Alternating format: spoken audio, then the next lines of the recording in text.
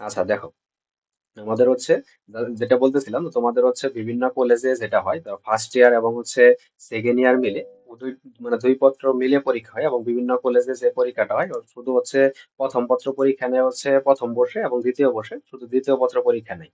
এখন যাদের হচ্ছে মিস মানে একত্রে না, তাদের একটা সমস্যা হচ্ছে সম্পূর্ণটা পড়ে তারপরে পরীক্ষা দিতে হয়। এবং যাদের একত্রে মানে দুইটা আলাদা আলাদা পার্টি পরীক্ষা হয়, অর্থাৎ প্রথম পত্রে কিছু অধ্যায় এবং দ্বিতীয় পত্রে কিছু অধ্যায়, তাদের জন্য একটি সুবিধা, কারণ দুই পত্র মিলে তোমরা হচ্ছে কম্বাইন করে পড়ার সুযোগ পাওয়া যায় আর কি। বাট এটা নিয়ে কোনো সমস্যা নাই। এখন দেখো, তোমাদের হচ্ছে এসএসসি পরীক্ষাতে বা হচ্ছে টেস্ট পরীক্ষা, প্রি টেস্ট পরীক্ষা, যে কোনো পরীক্ষায় বলো, এখানে কিন্তু জাস্ট স্পেসিফিক বিষয় থেকে বা টপিক থেকে প্রশ্ন আসে কিন্তু।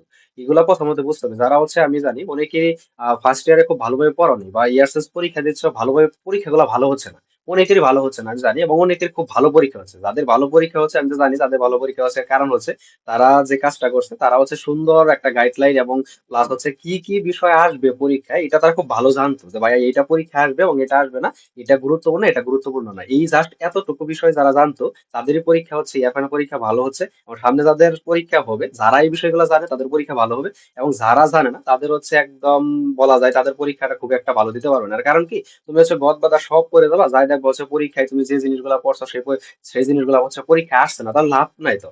এখন তুমি হচ্ছে অনেক কিছু পারো, বাট পরীক্ষায় যেটা আছে তুমি সেটা পারতেছো না, তাহলে আলটিমেট লাভ নাই। তার মানে হচ্ছে তোমার যতটুকু তুমি পড়বা ঠিক অতটুকু তোমার পরীক্ষায় লিখে আসতে হবে, এটা হচ্ছে প্রথম শর্ত।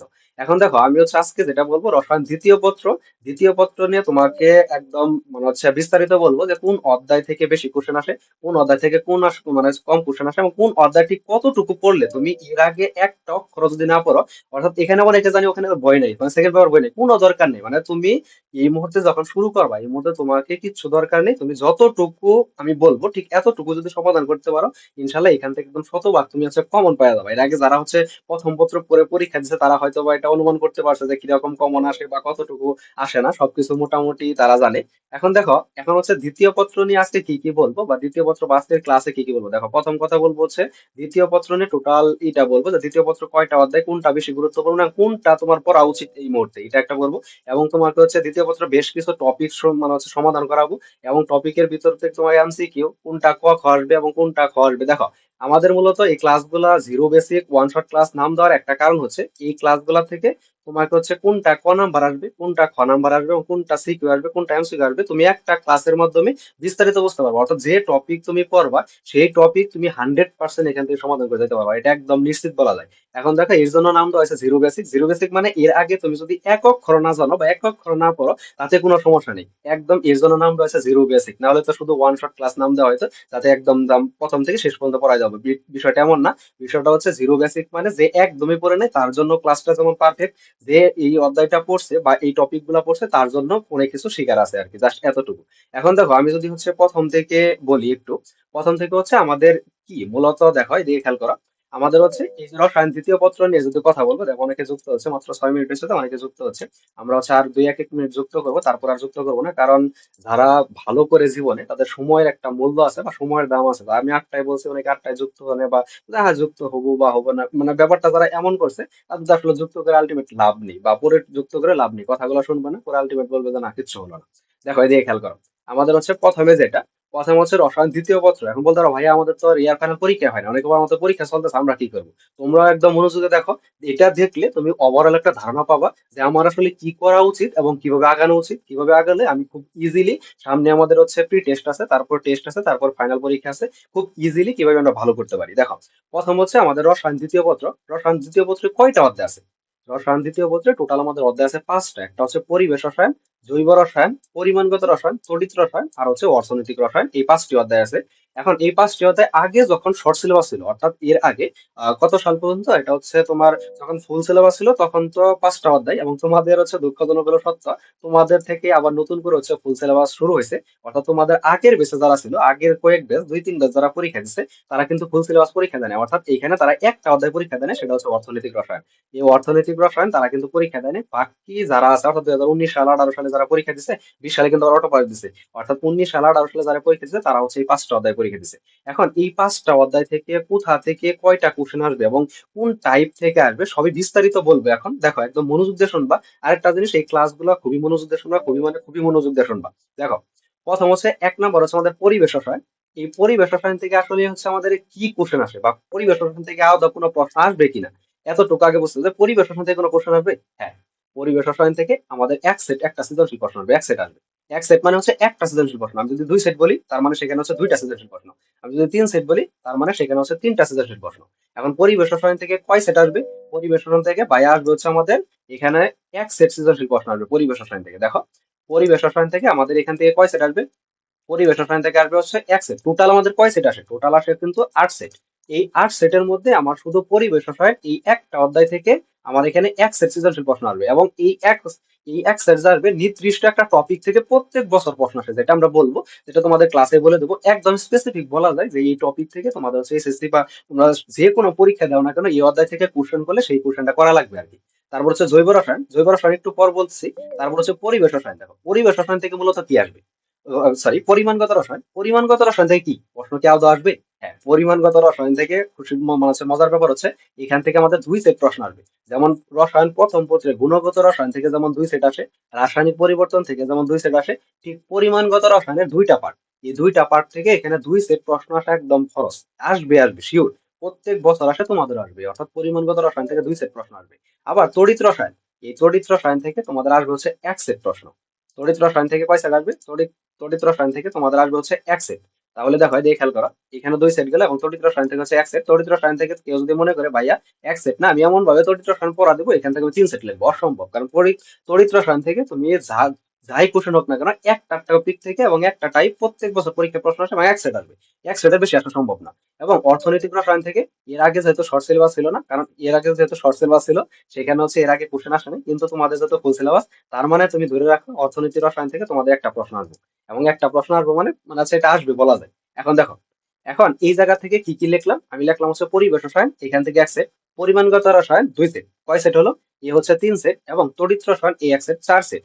অর্থাৎ তুমি হচ্ছে এই এক অধ্যায়, দুই অধ্যায় আর তিন অধ্যায়, তুমি তিনটা অধ্যায় পড়ে তুমি চার সেট প্রশ্ন কমন পাবা। একদম শিওর থাকো, তুমি যদি ভালোভাবে একদম বেসে শুনে দেখে পড়তে পারো এই অধ্যায়গুলা, তুমি একদম ইজি ভাবে এখান থেকে তুমি ফাইনাল পরীক্ষায় চার সেট প্রশ্ন কমন পাবা, শুধুমাত্র এই তিনটা অধ্যায় থেকে। এবার এই যে অর্থনৈতিক রসায়ন, তুমি যদি এই অধ্যায়টা পড়ো, এখান থেকে তুমি আরেক সেট, অর্থাৎ তুমি এই টোটাল 8 সেটের মধ্যে যে 5 সেট লিখতে হয়, এই 5 সেট তুমি কমন পাই যাবে। এখন আসলে হচ্ছে জৈব রসায়ন, সবারই জৈব রসায়ন বই থাকে, মানে হচ্ছে অনেক ভয় থাকে। জৈব রসায়ন কিন্তু অনেক সহজ, আসলে জৈব রসায়ন কিন্তু খুবই সহজ। জৈব রসায়ন হচ্ছে বেশিরভাগ মানুষজন আমাদের ভয় থাকে জৈব রসায়ন কত কঠিন, কি হবে না হবে এরকম। দেখো, জৈব রসায়ন থেকে মূলত হচ্ছে দুই সেট সৃজনশীল আসবে। এটা হচ্ছে একদম অপ্রিয় সত্য, যে এটা আসবে আসবে, জৈব রসায়ন থেকে দুই সেট মিনিমাম আসবে। এখন যদি তোমাদের কপাল আরো বেশি খারাপ থাকে তা হচ্ছে তাহলে এখান থেকে তিন সেট আসবে। এখান থেকে তিন সেট আসবে, কিন্তু যেহেতু ফুল সিলেবাস তার মানে এখান থেকে দুই সেট আসবে। এবং দুই সেট আসলে টোটাল হচ্ছে আমাদের 7 সেট, আর বাকি থাকে কয় সেট?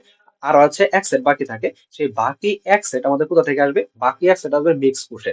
অর্থাৎ 3 নম্বর অধ্যায় বা 1 নম্বর অধ্যায় বা 4 নম্বর অধ্যায় বা 5 নম্বর অধ্যায়, এই সবগুলো অধ্যায় মিক্স হয়ে আমাদের এক সেট প্রশ্ন আসে। তাহলে আমাদের হচ্ছে এই রসায়ন দ্বিতীয় পত্রে কি বুঝলাম? কেউ যদি পরিবেশ রসায়ন, কারণ হচ্ছে জৈব রসায়ন অনেক বড় চ্যাপ্টার, জৈব রসায়ন কেউ যদি সবার আগে শুরু করতে চায় বাকি অধ্যায়গুলো না পড়ে, সে জন্মের একটা তারা খাবে। কেন তারা খাবে? কারণ জৈব রসায়ন থেকে তুমি একদম প্রথম থেকে শেষ পর্যন্ত না পড়লে তুমি জৈব রসায়ন সিকিউ আনসার করতে পারবা না, কোনোভাবেই পারবা না। আর ওই একই টাইম ব্যয় করে তুমি যদি প্রথমে আগের অধ্যায়গুলো পড়ে নাও, অর্থাৎ পরিবেশ রসায়ন তুমি যদি পড়ো, পরিমাণগত রসায়ন, তড়িৎ রসায়ন আর অর্থনৈতিক রসায়ন, এইগুলা শেষ করার পরে তুমি যদি ধরো, তাহলে খুব ইজিলি জৈব রসায়ন পড়তে পারবা। কারণ এইগুলা শেষ করলে তোমার মনের মধ্যে একটা সাহস আসবে যে আমি 5 সেট কোশ্চেন, এই 5 সেটের মধ্যে 5 সেটে আনসার করতে পারবো। জাস্ট এতটুকু তোমাদের সাহস একদম চলে আসবে।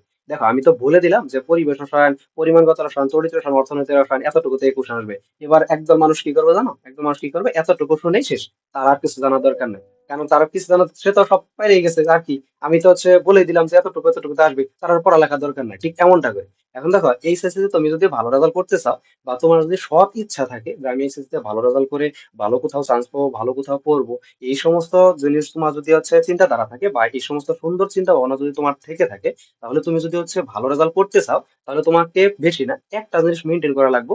সেটা হচ্ছে নিয়মিত পড়ালেখা করতে হবে। তুমি আজকে পড়লা, কালকে পড়লা না, বা তারপরে পড়লা, তারপরে পড়লা না, এই যে একটা হচ্ছে ধারাবাহিকতা নাই, এই ধারাবাহিকতা তুমি যদি না থাকে তাহলে কিন্তু তুমি ভালো করতে পারবে না। এইচএসসি তে ভালো করার প্রথম 1 নম্বর যেটা শর্ত, এইচএসসি না শুধু, যে কোনো পরীক্ষায় ভালো করার 1 নম্বর যেটা শর্ত, সেটা হচ্ছে তোমাকে রেগুলার করতে হবে, অর্থাৎ নিয়মিত পড়তে হবে। তুমি যদি নিয়মিত পড়ো তবেই তুমি ভালো করতে পারবে। এখন দেখো, এই যে নিয়মিত তুমি যে পড়বা, নিয়মিত পড়ার জন্য একটা নির্দিষ্ট দিক নির্দেশনা বা গাইডলাইনের প্রয়োজন আছে। আমরা হচ্ছে এখন এই ক্লাস শুরু করে দেবো। এখন যদি হচ্ছে এই যে তোমরা যদি নিয়মিত যারা আছে, একদম নিয়মিত পড়তে চাও, নিয়মিত মানে নিয়মিত, তাদের জন্য হচ্ছে আমাদের একটা ইয়ে আছে বলে তারপরে আমরা ক্লাসটা শুরু করবো। একদম নিয়মিত মানে ধরো হচ্ছে যাদের পড়ালেখার খুব একটা ইচ্ছা নাই, যে ভাইয়া আমরা হচ্ছে আজকে পড়লাম কালকে পড়লাম না, 3 দিন পড়লাম না, তাদের জন্য এটা না। যারা একদম নিয়মিত পড়তেছো তাদের জন্য আমাদের এই ফ্রি ক্লাসগুলোর পাশাপাশি, অর্থাৎ আমাদের ফ্রি ক্লাস প্রতিনিয়ত চলতে থাকবে। ফ্রিতে তুমি নোট পাবা, ফ্রিতে তুমি পিডিএফ পাবা, ফ্রিতে তুমি হচ্ছে তারপরে বিভিন্ন ধরনের কোশ্চেন পাবা, সাজেশন পাবা, সবই তুমি ফ্রিতে পাবা। বাট ফ্রির পাশাপাশি আমাদের একটা ব্যাচ চলে আসতেছে, সেটা হচ্ছে টার্গেট এ প্লাস প্রাইভেট ব্যাচ। সেটা হচ্ছে আমাদের ফার্স্ট পেপার দিয়ে শুরু হয়েছিল মূলত। ফার্স্ট পেপার যারা পরীক্ষা দিছে বা আমাদের যারা বেঁচে ছিল তারা হয়তো বা বলতে পারে যে এখান থেকে আমাদের কি কি পরীক্ষা আসে বা কি কি আসে না, কতটুকু কমন করে। যারা পরীক্ষা দিছে মোটামুটি সবাই ভালো পরীক্ষা দিছে, এখান থেকে বলা যায়। এখান থেকে কি কি থাকবে আমাদের, এখানে থাকবে হচ্ছে পদার্থ রসায়ন একদম নিয়মিত ক্লাস, অর্থাৎ প্রত্যেকদিন একটা ক্লাস হবে। তুমি এখানে মানে হচ্ছে ডেইলি 6টি ক্লাস পাবা। এই সপ্তাহে হচ্ছে 6টি এবং মাসে 24টা ক্লাস হবে। আর যে ক্লাসের লেকচার শিট দেওয়া হবে এবং পরীক্ষা তুমি হচ্ছে একটা অধ্যায় শেষ হলে পরীক্ষা নেওয়া হবে এবং পুরস্কার দেওয়া হবে। এটা একদম ম্যান্ডাটরি, তোমাকে পরিষ্কার করতে দিতে হবে। এবং আরো একটা যে জিনিসটা আমাদের এখানে ম্যান্ডাটরি, তুমি এখানে আমাদের এখানে যুক্ত হলে তোমাকে অবশ্যই প্রত্যেক দিনের নোট তোমাকে প্রতিদিন জমা দিতে হবে, তবেই তুমি হচ্ছে এখানে যুক্ত হয়ে বা কন্টিনিউ করতে পারবা। কারণ তুমি এখানে আসবা পড়বা না, তাহলে এমনটা হবে না, তোমাকে নিয়মিত পড়তে হবে। কারণ আমাদের সিস্টেমে এটা, যারা একটু ন্যূনতম ইচ্ছা ইচ্ছা আছে না আমি ভালো কিছু করতে চাই, আমি আগে কিছুই করিনি কোনো সমস্যা নেই কিন্তু এখন থেকে ভালো কিছু করতে চাই, তাদের জন্য আমাদের এই প্রোগ্রাম। এটা হচ্ছে পার্সোনাল, তুমি সার্বক্ষণিক কি পাবা, মেন্টরিং সুবিধা পাবা। অর্থাৎ তোমার কোনো কিছু সমস্যা, তুমি এখন কি করবা, কি পড়বা, কোনটা পড়বা, কোনটা পড়া উচিত, এই সবকিছু তুমি আমাদের এখানে বিস্তারিত আমাদের কাছ থেকে গাইডলাইন পাবা সার্বক্ষণিক। এখন এটার সাথে তুমি হচ্ছে আইসিটি কোর্সটা ফ্রি পাবা। আর এমন যেমন হচ্ছে লাইভ ক্লাস আছে, ঠিক প্রত্যেকটা ক্লাস এইভাবে লাইভ হবে। এখন হচ্ছে যারা ভর্তি হতে চাও, বলতে পারো ভাইয়া এত কিছু দিবেন একসাথে, তাহলে এখানে হচ্ছে ফ্রি কত, ফ্রি হচ্ছে খুবই সামান্য একটা ফ্রি। যেটা হচ্ছে তোমরা যদি হচ্ছে দেখো, খুবই সামান্য মানে খুবই সামান্য ফ্রি। যারা হচ্ছে তোমরা অফলাইনে যদি 2টা সাবজেক্ট বা 3টা সাবজেক্ট পড়তে চাও, তোমাকে হচ্ছে অনেক টাকা লাগবে। আর এখানে হচ্ছে মাত্র তুমি হচ্ছে 500 টাকা। এবং আরেকটা জিনিস হচ্ছে 500 টাকা, এটা হচ্ছে আমাদের মান্থলি প্যাকেজ। তুমি একবারে, এটা কোনো কোর্স না যে তোমাকে এক কোর্সে পুরো বই শেষ করে দেবো, এমনটা না। তোমাকে এটা হচ্ছে একদম একটা প্রাইভেট ব্যাচ, তুমি যে অফলাইনে ঠিক যেমন প্রাইভেট পড়ো ঠিক এমনই এখানে একটা প্রাইভেট ব্যাচ। এখানে হচ্ছে মাত্র তুমি 500 টাকায় এই 3টা সাবজেক্ট নিয়মিত একদম প্রো লেভেলের ক্লাসগুলো করতে পারবা এবং হচ্ছে সব ধরনের তুমি সুযোগ সুবিধা পাবা। আরো যারা হচ্ছে বিস্তারিত জানতে চাও বা বিস্তারিত জানা প্রয়োজন আছে, তারা হচ্ছে এই যে এখানে হোয়াটসঅ্যাপ নাম্বার বা হচ্ছে যারা অ্যাডমিন আছে গ্রুপের, সেখানে তুমি নক দিবা, বিস্তারিত জানতে পারবা। দেখো তাহলে হচ্ছে আজকে আমাদের যে ক্লাসটা, সেই ক্লাসটা আমরা শুরু করবো আর দেরি না করে। আমাদের ক্লাস হচ্ছে zero basic one shot class. Zero basic নাম দেওয়ার একটা কারণ হচ্ছে, আমরা একটু আগে বললাম, আমার যারা হচ্ছে এর আগে একটু অপরণি বা একটু বিন্দু মাত্র কোনো জ্ঞান নেই, অর্থাৎ রসায়ন দ্বিতীয় পত্র কি, দ্বিতীয় পত্র, যারা রসায়ন দ্বিতীয় পত্র কি জানো না, তাদের জন্য হচ্ছে একদম, এর জন্য হচ্ছে জিরো বেসিক লেখা। আমাদের প্রথম যে অধ্যায় রসায়নের দ্বিতীয় পত্রের প্রথম অধ্যায় হচ্ছে পরিবেশ রসায়ন। মূলত আমাদের জার্নিটা এই পরিবেশ রসায়ন দিয়ে শুরু হতে যাচ্ছে, পরিবেশ রসায়ন থেকে আমরা হচ্ছে শুরু করবো।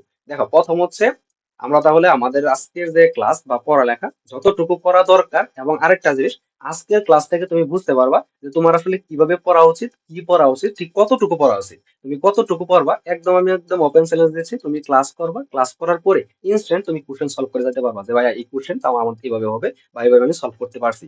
তোমার শুধু দরকার হচ্ছে মনোযোগ দিয়ে ক্লাসটা করা। দেখো এই যে খেয়াল করো, প্রথম হচ্ছে গ্যাসের সূত্র সমূহ, অর্থাৎ পরিবেশ রসায়ন মূলত বেশ কিছু, প্রথমে গ্যাসের সূত্র আছে, জাস্ট এই গ্যাসের সূত্রগুলো আমি আগে পড়বো, তারপরে বাকি পার্ট যেগুলো আছে সেগুলো পড়বো। দেখো গ্যাসের সূত্র সমূহ বেশ কিছু সূত্র আছে। এক নম্বর হচ্ছে ভয়েলের সূত্র, চার্লসের সূত্র, গেলো-সাকের চাপের সূত্র, আর একটা হচ্ছে অ্যাভোগাড্রোর সূত্র। যারা বলো ভাইয়া এগুলা কি, এগুলো জানার কোনো দরকার নেই, তুমি শুধু তাকায় দেখো, তোমার আর কিচ্ছু পারার দরকার নেই, তুমি শুধু দেখবে এগুলো। যারা তো পড়ছো পড়ছো, তারা আরো বেশি কিছু শিখতে পারবা। যারা পড়োনি, শুধু তাকায় দেখো এগুলো কি। প্রথম হচ্ছে এক নাম্বার হচ্ছে ভয়েলের সূত্র। এবার আমরা হচ্ছে এক নাম্বার দিয়ে শুরু করতেছি, প্রথম হচ্ছে ভয়েলের সূত্র। এখন বিজ্ঞানী ভয়েল তিনি একটা সূত্র দিছে, এই সূত্রটা 2টা সম্পর্কের মধ্যে দিছে। কার কার সম্পর্ক, এটা আমি যেহেতু বলছি, তোমার এখানে ক খ এমসিকিউ এবং অ্যাডমিশনে কোন টাইপের কোশ্চেন আসে তুমি সব এখানে দেখতে পারবা। দেখো প্রথম হচ্ছে ভয়েলের সূত্র। ভয়েলের সূত্র কার কার সাথে সম্পর্ক এটা তোমাকে বুঝতে হবে। ভয়েলের সূত্র হচ্ছে আয়তন এবং চাপের সাথে সম্পর্ক।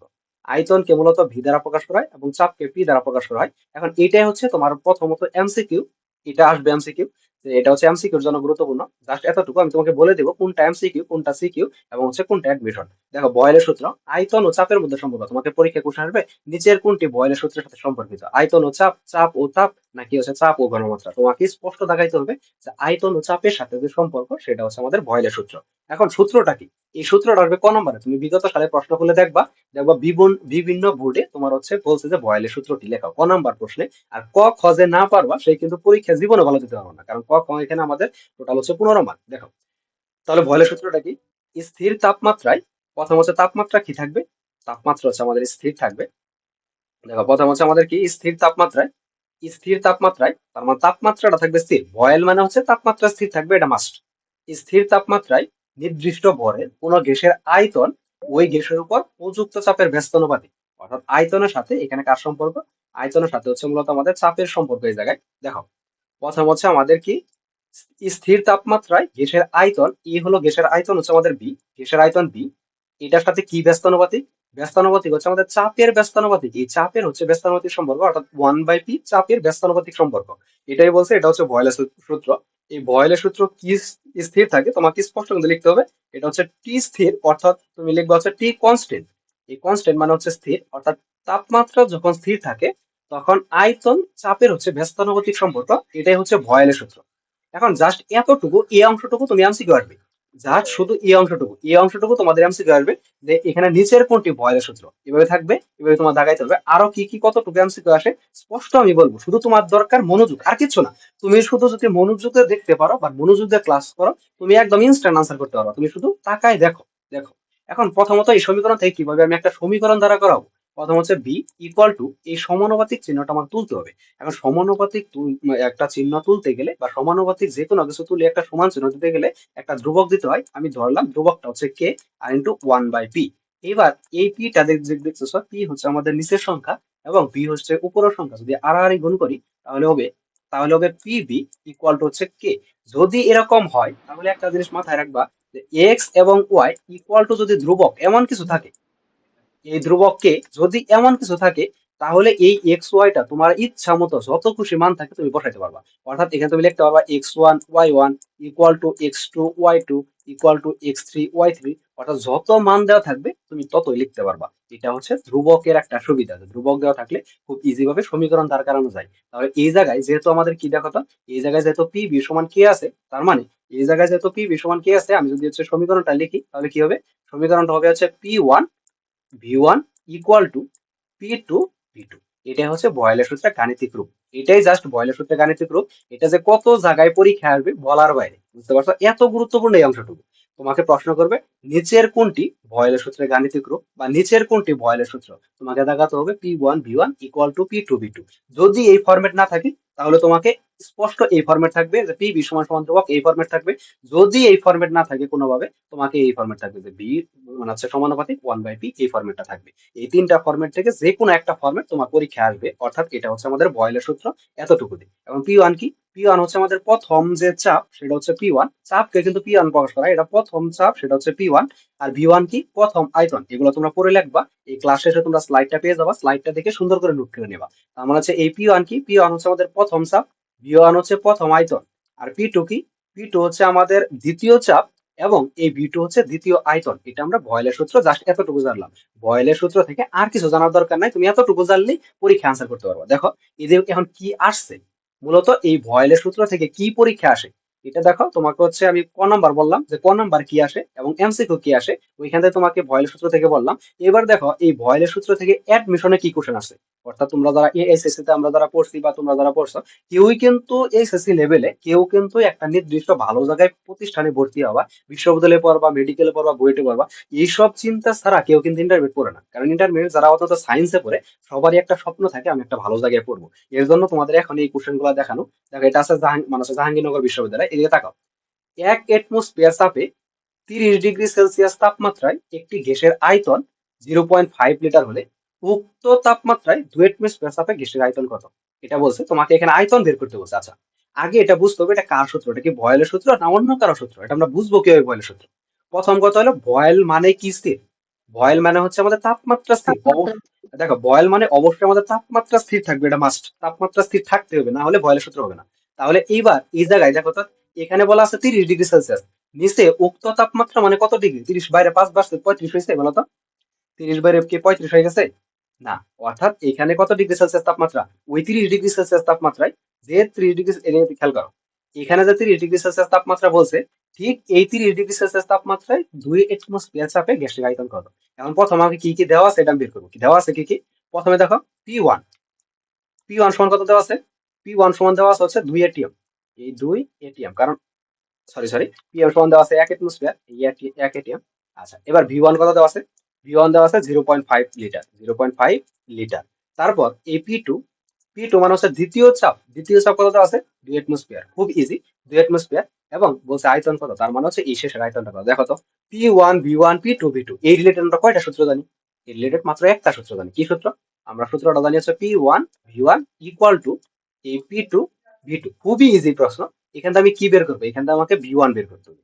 যেটা বের করব সেটা অবশ্যই আমাকে বাম পাশে লেখা লাগবে। সেই হিসাবে আমি প্রথম ক্ষেত্রে একটা লাইন বেশি লিখতে, জাস্ট প্রথম ক্ষেত্রে। এর পরবর্তীতে যে ম্যাথ গুলা করবো, সমাধান করবো, এখানে এই লাইনটা লিখবো না। মূলত দেখো, এই P2 V2 equal to P1 V1, মানে এই আগের লাইনটাই লিখলাম, জাস্ট তুমি যাতে সহজে বুঝতে পারো। দেখো, এবার আমার দরকার কার মান? P V2 এর মান।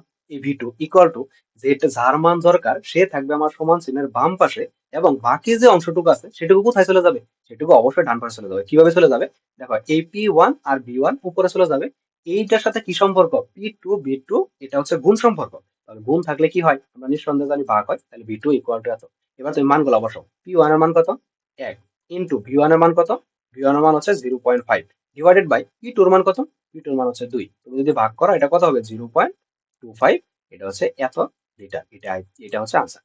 দেখো, খুবই ইজি এই প্রশ্ন। তোমাদের জাহাঙ্গীরনগর মানে হচ্ছে তোমাদের আগের সিনিয়র ব্যাচ যারা আছে, যারা এখন অলরেডি বিশ্ববিদ্যালয়ে পড়তেছে, তাদের সময় আসছে জাহাঙ্গীরনগর বিশ্ববিদ্যালয়ে এই কোশ্চেনটা আসছে। খুবই ইজি, অত্যন্ত সহজ কোশ্চেন। তাহলে আমরা নেক্সট কোশ্চেনে চলে যাই। দেখো, আরেকটা কোশ্চেন, এটা হচ্ছে ঢাকা বোর্ডে আসছে।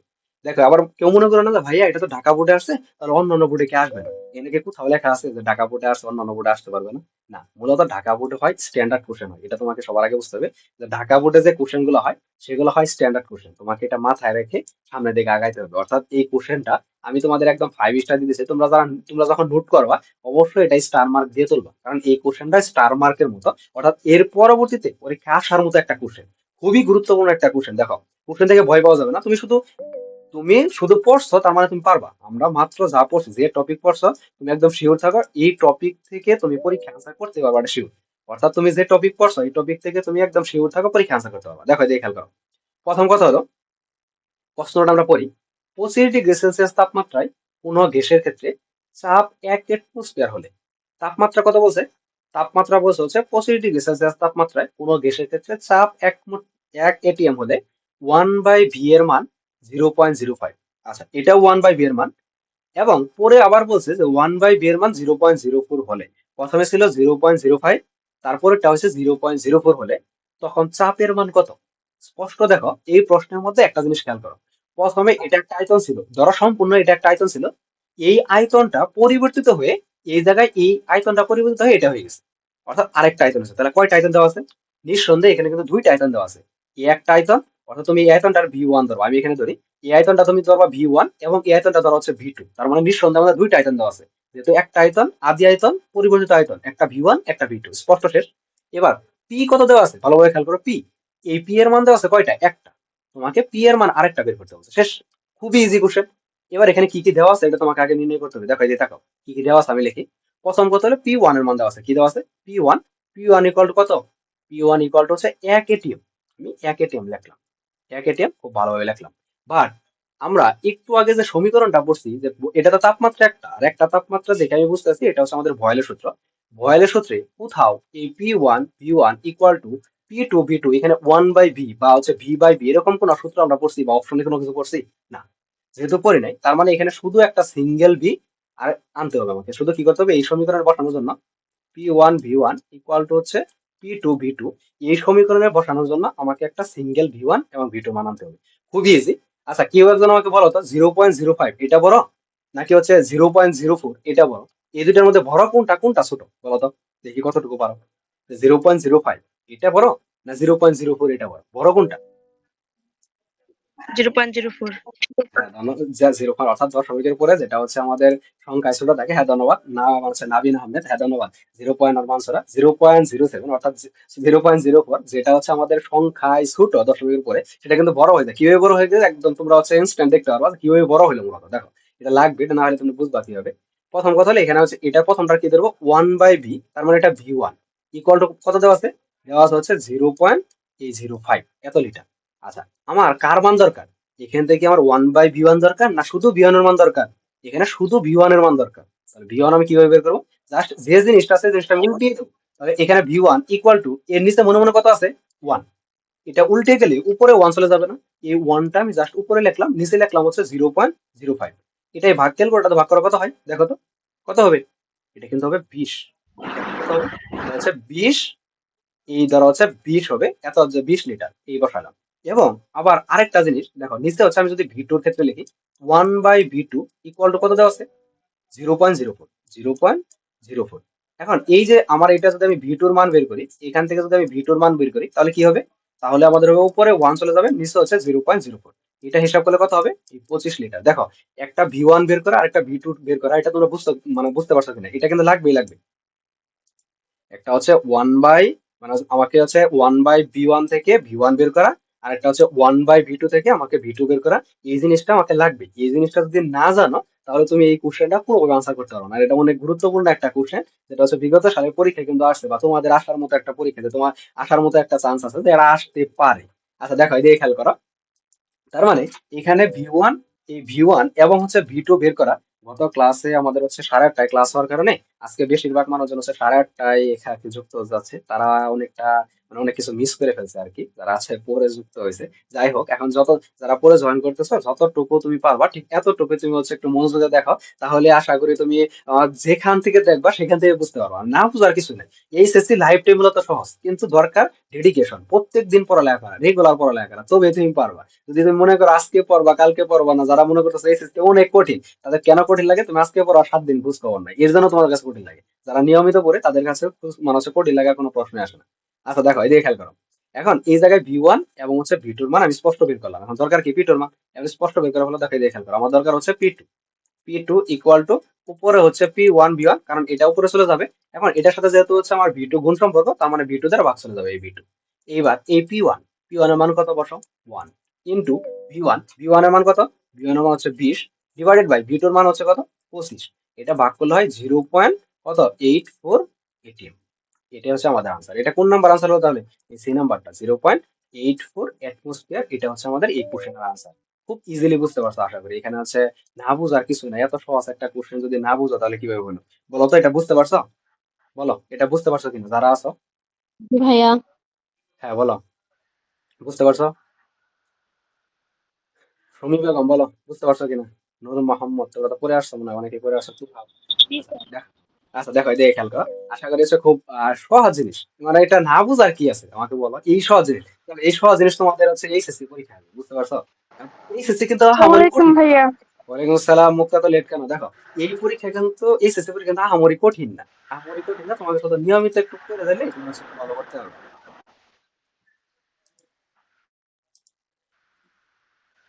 আচ্ছা দেখো, এবার আমরা হচ্ছে সামনের দিকে আগাই। এটা এতটুকু যদি শেষ হয়ে থাকে আমরা একটু সামনের দিকে আগাই, সামনের দিকে একটু আগাই, দেখো কি আছে।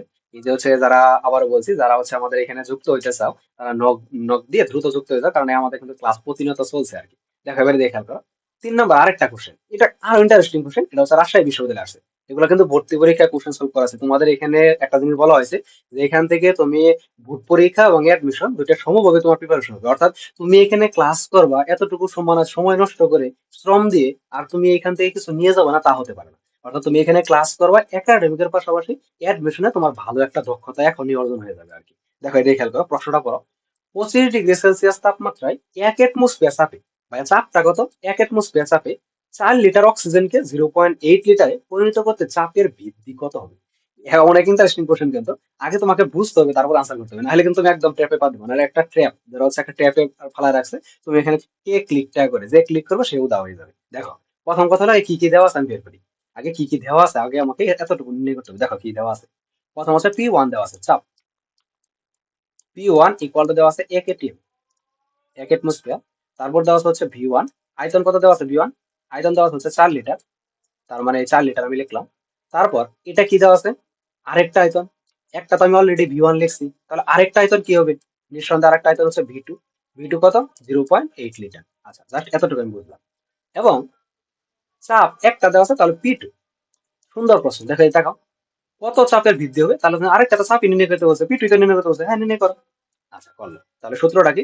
সূত্রটা হচ্ছে যেহেতু এটা তাপমাত্রা আছে একটা, তাহলে সূত্রটা হচ্ছে আমাদের P1 V1 equal to P2 V2 লিখলাম। লেখার পর এইবার একদম মনোযোগ, মনোযোগ মানে শতভাগ মনোযোগ দিবে, নাহলে কিন্তু বুঝবা না। মানে মনোযোগ দিতে হবে একদম শতভাগ। তুমি মনে করবা তোমার একদম পড়ার টেবিলে, তোমার টেবিলে বসে ভাই পড়াচ্ছে, তাহলে তুমি পারবা। যে মনে করো ভাই একদম আমার পড়ার টেবিলে এসে পড়াচ্ছে, আর তুমি শুয়ে বসে ঘুরে রাস্তাঘাটে ঘুরে যদি ক্লাস দেখো, আসলে আলটিমেট কোনো লাভ নেই, শুধু শুধু সময় নষ্ট। তুমি একদম ক্লাস মনে করবা যে তোমার বাসায় গিয়ে একদম তোমার টেবিলে বসে পড়াচ্ছে, তাহলে তুমি শিখতে পারবা কিছু। দেখো, আমার দরকার কার মান? P2 মান। তাহলে যার আচ্ছা মান ভাইয়া, ক্লাস কটা পর্যন্ত হবে? হ্যাঁ বলো। ক্লাস ভাই কটা পর্যন্ত হবে? ক্লাস 9টা পর্যন্ত হবে আর কি। দেখো এই দিয়ে খেয়াল করো, এখন এই জায়গায় হচ্ছে আমাদের কার মান দরকার। তোমাকে আগে বুঝতে হবে কার মান দরকার। দরকার হচ্ছে P2 মান। তাহলে এই চাপ দ্বিতীয় এই P2 আমি বাম পাশে রাখলাম। যার মান দরকার সেটা আমি বাম পাশে রাখি, আর বাকি সেটা কোন পাশে চলে যায়? ডান পাশে। আর বাকি ডান পাশে দাও। এই P2 র সাথে V2 কি সম্পর্ক? নিঃসন্দেহে গুণ সম্পর্ক। আর গুণ থাকলে কি হয়? ভাগ হয়। তার মানে এই V2 লিখলাম। এবং উপরে কি বলবে? P1 V1। এই P1 V1 এবার মানগুলো বসাও। P1 এর মান কত? 1 ইন্টু V1 এর মান কত? 4 ডিভাইডেড বাই এই V2 এর মান কত? বোধহয় কত?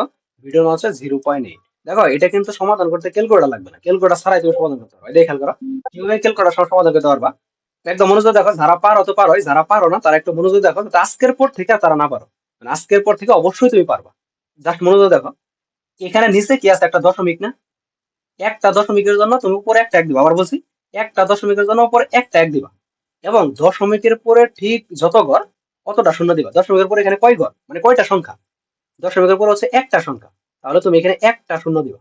যদি এখানে আরেকটা সংখ্যা থাকতো, তাহলে কয়টা শূন্য হইতো? আরেকটা শূন্য হইতো। যদি দশমিকের পরে তিনটা মানে হচ্ছে সংখ্যা থাকতো, তাহলে কয়টা শূন্য হইতো?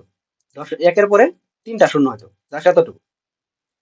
আচ্ছা দেখো, তারপর এইবার আমাদের এতটুকু গেল। এবার দেখো, এবার কি এই দশমিকটা আছে? এই দশমিকটা কিন্তু নাই, দশমিকটা কিন্তু বাদ। দশমিক যদি বাদ থাকে, তাহলে 4 দিয়ে এটার কাটলে কত হয়? 4 দোকানে 8। আর এটা যে হচ্ছে 10 এর কাটলে 5 দোকানে কত হয়? 10। তাহলে কত হয়? 5 ATM। এই 5 ATM। আচ্ছা, এখন এই P2 মান আমি কত পাইছি? 5 অ্যাটমসফিয়ার। ঢাকা 5 অ্যাটমসফিয়ার। আচ্ছা, এটা কি হয়েছে না হয় নাই? কেউ বলো তো, যারা এই কোশ্চেনটা একটু ন্যূনতম না, বুঝ। হয় নাই। আচ্ছা হয় ধন্যবাদ। নাই।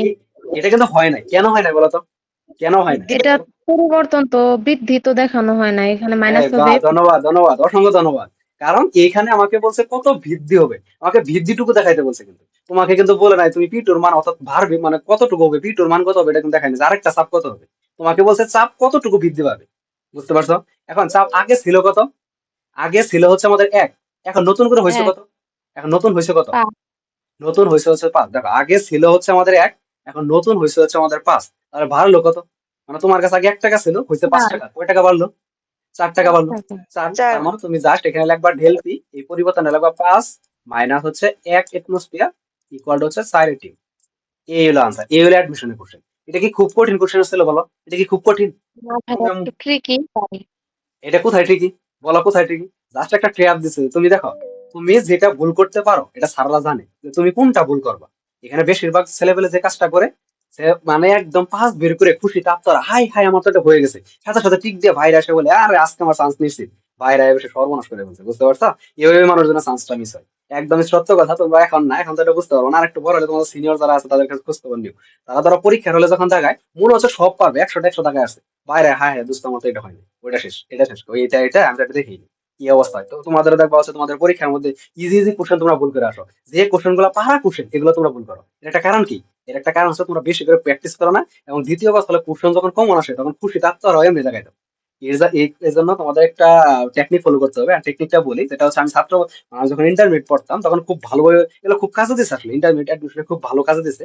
দেখো, টেকনিকটা হচ্ছে তুমি আগে কোশ্চেনটা খুব মনোযোগ দিয়ে পড়বা। একদম মনোযোগ মানে তোমাকে কে আশেপাশে ডাকলো, রহিম কদ্দুস হাবি জাবি কে ডাকলো দেখার দরকার নেই। তুমি আগে কোশ্চেনটা মনোযোগ দিয়ে পড়বা। পড়ার পরে তারপরে তুমি এখানে হচ্ছে দেখবা কি কি দেওয়া আছে, আর কি চাইছে, একজ্যাক্ট কি চাইছে। এই কোশ্চেনটা যে একদম এই কোশ্চেনটা যে একদম মনোযোগ দিয়ে পড়ছে, পড়ার পরে যে বুঝছে যে চাপের বৃদ্ধি চাইছে, সে কিন্তু সঠিক উত্তর করতে পারছে। এখন যে বলছে চাপের টুকু, সে কি করতে পারবে? জাস্ট ওই নাম্বার জায়গায় দিছে। কালকে কেমিস্ট্রি এক্সাম তো হাত, কালকে হচ্ছে তোমার জন্য শুভকামনা। যতটুকু পড়ানো হয়েছে এর আগে তুমি ঠিক এতটুকু খুব ভালোভাবে পরীক্ষা দিয়ে আসবা, তাহলে আশা করি খুব ভালো দিতে পারো পরীক্ষা। আর আসে না হামরি কোনো কিছু, মানে হচ্ছে এত বেশি কঠিন কিছু আসে না, যা পড়ানো হয়েছে তাই আসবে। আচ্ছা দেখো, এবার হচ্ছে আমরা আরেকটু সামনের দিকে আগাই। এবার এরপরে হচ্ছে আমাদের পরের নেক্সট কোশ্চেন, আরেকটা কোশ্চেন, আশা করি এটা তোমরা পারবা, এটা আমি হচ্ছে এতটুকু দিয়ে দেবো। দেখো, বায়ুমণ্ডলীয় চাপে 100 মিলিলিটার বা 100 মিলি গ্যাসের উপর কত চাপ বৃদ্ধি করলে এর আয়তন 76 মিলি হবে? এটা মানে হচ্ছে মাত্র, কিন্তু দেখো কত চাপ বৃদ্ধি করলে। আচ্ছা, এই জায়গায় আমরা যে মানটা পাবো সরাসরি কি এটা উত্তর হবে? বলো তো, আগে এটা বলো আমাকে। এখানে আমি যে মানটা পাবো এটা কি সরাসরি উত্তর হওয়া সম্ভব না সম্ভব না? জাস্ট এতটুকু বলো। না, না। প্রথমে হচ্ছে তাহলে আমাদের দেখো P1 না, হচ্ছে বিয়োগ করা লাগবে। হ্যাঁ, ধন্যবাদ ধন্যবাদ। P1 মানে হচ্ছে এক ATM, এই যে এক এটিএম আমি লিখলাম যে P1 মানে হচ্ছে এক এটিএম। এখন আমি যে P2 বের করবো, এখানে কি দেওয়া আছে? V1 দেওয়া আছে হচ্ছে 100 মিলি, এই 100 মিলি, এবং V2 দেওয়া আছে কত? V2 দেওয়া আছে হচ্ছে 76 মিলি। এই 76 মিলি আমাকে P বের ভাইয়া, করতে হবে। এখানে বায়ুমণ্ডলীয় চাপ বলতে কি এক এটিএম? হ্যাঁ, এক এটিএম, বায়ুমণ্ডলের চাপ বলতে হচ্ছে এক এটিএম, বুঝতে পারছো? বায়ুমণ্ডলের চাপ যদি বলে দেয় তুমি সুন্দর করে এক এটিএম দেখাবা। আচ্ছা দেখো, এক এটিএম তুমি লিখবা। এখন P2 এর মানটা আগে বের করতে হবে, বাট এই P2 কিন্তু আমাদের উত্তর না। উত্তরটা কি? উত্তরটা হচ্ছে ঢেল পি, অর্থাৎ কতটুকু পরিবর্তন হয়েছে চাপের, ঠিক কতটুকু। তুমি এখানে বসাবো হচ্ছে P1 V1 ইকুয়াল টু হচ্ছে P2 V2। জাস্ট এই সূত্রটা বসায় তুমি এখান থেকে P2 এর মান বের করবা। P2 এর মান বের করলে যে মানটা আসবে, সেই মানটা বলে দেয় আমি, মানটা আসবে 1.316। এই মানটা আসবে এত এটিএম। তাহলে কি এটা উত্তর হবে? না, আগে আমাদের ছিল কত? 1, হয়েছে কত? 1.36। তাহলে ডেল পি কত হবে? ডেল পি হবে হচ্ছে 1.316 মাইনাস 0.316। 1। তাহলে এটা আমাদের আনসার হচ্ছে 0.316। তাহলে আলটিমেট এটা উত্তর কত? 0.316। এবার এই ধরনের কোশ্চেন যদি তোমার পরীক্ষা দেয়, মনে হবে ঈদ, তোমার হচ্ছে ঈদের মতো মনে হবে, বুঝতে পারছো? আচ্ছা দেখো, এই ধরনের কোশ্চেন তো খুব ইজি ভাবে তুমি পরীক্ষা লিখতে পারো, এটা আহামরি কঠিন কি বিষয়? তারপরে দেখো, এবার আমাদের হচ্ছে বয়েলের সূত্র থেকে কারো কোনো সমস্যা আছে বা বয়েলের সূত্র, প্রথম হচ্ছে বয়েলের সূত্র থেকে কি পড়বো আমি আরেকটু শর্টকাট বলে দেই, মানে আরেকবার শর্টকাট বলে দেই কি কি পড়তে হবে তোমাকে। প্রথম কথা হলো, বয়েলের সূত্র থেকে তুমি যেটা পড়বা, বয়েলের সূত্র কার কার সাথে সম্পর্ক, অর্থাৎ আয়তন এবং চাপের সাথে সম্পর্ক বিস্তারিত, এটা তোমাকে মনে রাখতে হবে।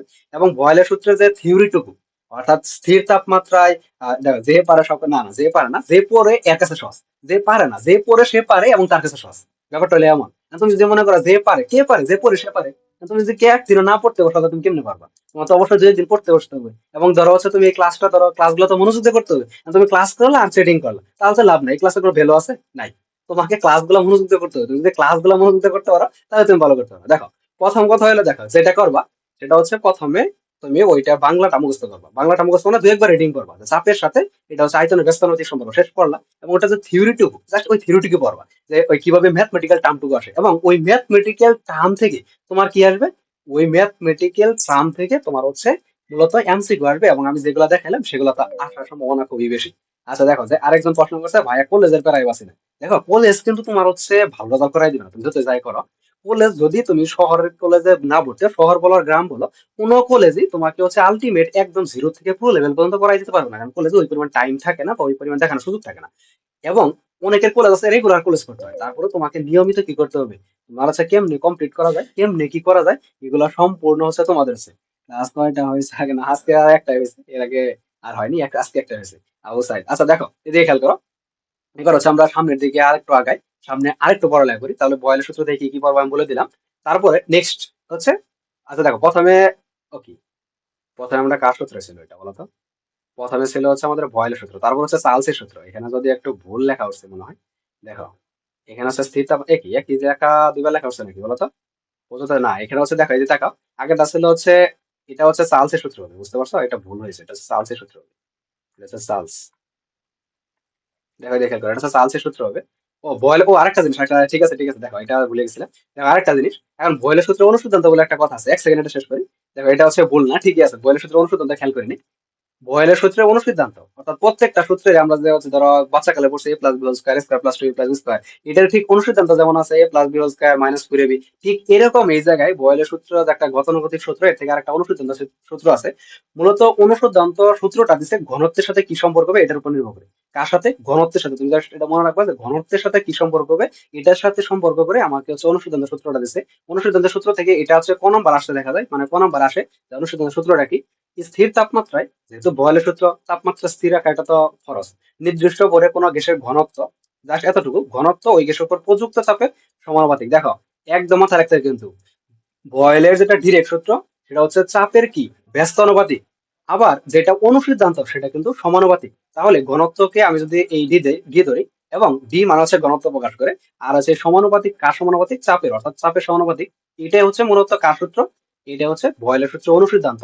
এখন তুমি যদি এখান থেকে লেখো, এখান থেকে কি হবে, এই ডি সমানুপাতিক চিহ্ন তুলে দেওয়ার জন্য একটা কি ব্যবহার করতে হয়, একটা কে ব্যবহার করতে হয়, আর এই পি তো পি লিখবাই। এখন তুমি যদি এই জায়গা থেকে লেখো ইকুয়াল টু এই পিটা কে এর সাথে কি সম্পর্ক বা গুণ সম্পর্ক, এই পাশে আসলে কি হবে, ভাগ সম্পর্ক হবে। তাহলে এই জায়গায় ডি হবে, নিচে হবে পি, ইকুয়াল টু হচ্ছে আমাদের কে, ইকুয়াল টু যে কোনোটা দেওয়ার পরে যদি এরকম ধ্রুবক থাকে, তার মানে আমার ইচ্ছা মতো যা মন চায় তাই লিখতে পারি। এবার লিখবো এখানে ডি1 ডিভাইডেড বাই হচ্ছে পি1 ইকুয়াল টু এখানে হচ্ছে ডি2 ডিভাইডেড বাই হচ্ছে পি2, এটা সিরিয়াল অনুযায়ী লিখতে হবে। এটা তোমাদের এমসিকিউ অপশনে থাকবে যে এটা নিচের কোনটি বয়লের সূত্র অনুসিদ্ধান্ত, এটা অপশনে থাকবে। অথবা আরেকটা অপশন থাকে, তোমাকে এই পি2টা জাস্ট এখানে নিয়ে আসবা, অর্থাৎ পি2 বাই হচ্ছে পি1 ইকুয়াল টু এখানে হচ্ছে আমাদের এই ডি2 বা হচ্ছে ডি1, এটা আসবে। এই দুইটা এটা আসবে। তুমি মানে একটা পারলে, তুমি যদি এতটুকু পারো, তোমাকে যাই দেখ তুমি সব পারবা। আরো একটা জিনিস আমি লিখে দিই, তোমাদের আমি সবই দিয়ে দিচ্ছি। আরেকটা জিনিস হচ্ছে, তুমি যদি সেটা উল্টায় লেখে, অর্থাৎ পি1টা আগে লেখে পি ঘনত্ব টুটা র পরে না, লেখে। আর আর এটা হচ্ছে, হ্যাঁ বলো। ঘনত্ব রো দেয়া প্রকাশ করে না, ডি না না, দ্বারা। এই ঘনত্ব আর ওই ঘনত্ব না, ওই ঘনত্ব ওই ওরও না, এটা হচ্ছে এই ডেনসিটি ঘনত্ব, বুঝতে পারছো? আচ্ছা দেখো, এবার পি1 বাই পি2, আর এই জায়গায় হচ্ছে কি ডি1 বাই হচ্ছে ডি2, জাস্ট এই এতটুকু। এই তিনটা থেকে আমি যে তিনটা লিখলাম, দিয়ে খেয়াল করো, দেখো এই তিনটা, অর্থাৎ যে তিনটা স্টার মার্ক দেওয়া আছে, এই তিনটা থেকে যে কোনো একটা পরীক্ষায় দিয়ে তোমাকে বলবে যে এই নিচে কোনটা হচ্ছে ভয়েলের সূত্র অনুসিদ্ধান্ত, তোমাকে স্পষ্ট দেখাইতে হবে। জাস্ট এখান থেকে এতটুকুই, এর বেশি কিছু আসার সম্ভাবনা নাই। বড়জোর একটা অঙ্ক আসলে আসবে, না আসলে নাই, মানে ব্যাপারটা এমন আর কি। আচ্ছা দেখো, এবার হচ্ছে চার্লসের সূত্র। আমরা আরেকটা সূত্র পড়ি, সেটা হচ্ছে কার সূত্র, বিজ্ঞানী চার্লস কি বলছে। আয়তন ও তাপমাত্রা, আমরা বয়েলের সূত্র পড়ছি, চাপ এবং চাপ এবং হচ্ছে কার সম্পর্ক, আয়তনের সম্পর্ক। আর একই আরেকজন বিজ্ঞানী চার্লস, সে হচ্ছে আয়তন এবং তাপমাত্রার মধ্যে সম্পর্ক দিয়েছে, যে আয়তন এবং তাপমাত্রার মধ্যে মূলত কি সম্পর্ক, সম্পর্কটা কি আয়তন এবং তাপমাত্রার মধ্যে। আয়তনকে ভি দ্বারা প্রকাশ করা, এবং আয়তনকে কি এই ভি দ্বারা প্রকাশ করা হয়, এবং তাপমাত্রাকে টি দ্বারা প্রকাশ করা হয়। এই দুটোর মধ্যে কি সম্পর্ক, প্রথম ভাইয়া কথা কোন ক্ষেত্রে ঘনত্বের জন্য বলো। কোন ভাইয়া কোন ক্ষেত্রে? ক্ষেত্রে ঘনত্বের জন্য ডি আর কোন ক্ষেত্রে ঘনত্বের জন্য রো ব্যবহার করবো, এটা একটু বুঝিয়ে দেন। ওটা, আচ্ছা দেখো, ওটা হচ্ছে তোমার সমীকরণের ক্ষেত্রে, বুঝতে পারছো? দেখো এই দিয়ে খেয়াল করো, এই যে তাকাও, আমি ওটা বলি। তুমি যেটা বললা যে কোন ক্ষেত্রে ডি এবং কোন ক্ষেত্রে রো ব্যবহার করা হয়, কোন সমীকরণের ক্ষেত্রে, ধরো হচ্ছে এটা ফিজিক্সের ক্ষেত্রে একটা জিনিস আছে, বা বিভিন্ন জায়গায় দেখবা সমীকরণের মধ্যে রো ব্যবহার করা হয়। এই রো এর মানটা দেওয়া থাকে এখানে, ধরো হচ্ছে পানির ঘনত্ব কত, ইয়ের ঘনত্ব কত, ডিরেক্ট ঘনত্ব, যেটা মানটা দেওয়া থাকবে তুমি সেখানে এটা বসাবা, বুঝতে পারছো? আর এখানে যখন দেখবা চাপ দেওয়া আছে, ঘনমাত্রায় সবকিছু দেওয়া আছে, তখন তুমি ডি বসাবা, আর কিছু নাই, জাস্ট এতটুকু। আচ্ছা দেখো, তারপর হচ্ছে আমাদের চার্লসের সূত্র, আয়তন ও তাপমাত্রার মধ্যে সম্পর্ক। তোমাকে প্রথম কথা হলে এটা মনে রাখতে হবে যে চার্লসের সূত্রটা কার সাথে সম্পর্ক, একটা হচ্ছে আয়তনের সাথে সম্পর্ক, আর একটা হচ্ছে তাপমাত্রার সাথে সম্পর্ক, এই দুইটার সাথে সম্পর্ক। এই এটা হচ্ছে ক নাম্বার আসবে, এটা ক নাম্বার, বাংলাটা আসবে ক নাম্বারে। স্থির চাপে নির্দিষ্ট করে কোনো গ্যাসের আয়তন এর পরম তাপমাত্রা বা কেলভিন তাপমাত্রা সমানুপাতিক। প্রথম কথা হলো পরম তাপমাত্রা বা কেলভিন তাপমাত্রা কি।